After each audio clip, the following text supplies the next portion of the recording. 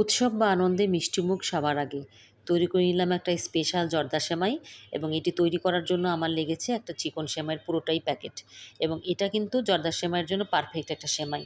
এবং অপরদিকে আমি যেটা করেছিলাম, একটি পাত্রে ৩ থেকে ৪ চা চামচ পরিমাণ ঘি নিয়েছি এবং এই ঘিটা গরম করার পরে এখানে কাজু, কিশমিশ, কাঠবাদাম এবং খেজুর, শুকনো খেজুর এটাকে আমি লম্বা করে একটু কেটে একটু লাল, লাল করে ভেজে নিব এবং এটা ভাজার পরে আলাদা একটি পাত্রে তুলে রাখবো এবং ওখানে যে ঘিটা থেকে যাবে সেই ঘিটাতেই কিন্তু আমি সেমাইটাকে ভাজবো।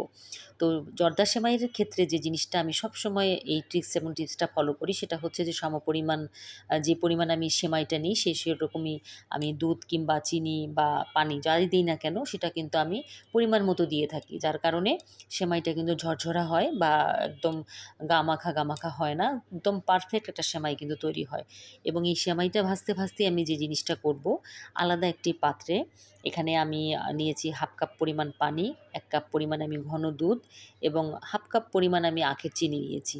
এবং এই কয়েকটা ৩ টা উপকরণ একসাথে দিয়ে একটু ফুটিয়ে এখানে ৩-৪ টা আমি এলাচ একটু ফেটিয়ে দিব। এবং এটা যখন একটু ফুটে উঠবে, ঠিক সেই সময় আমি এই যে সেমাইটা যখন ভেজে লাল করেছি, ঠিক সেই পাত্রে আমি এটা পুরোটাই দিয়ে দিব।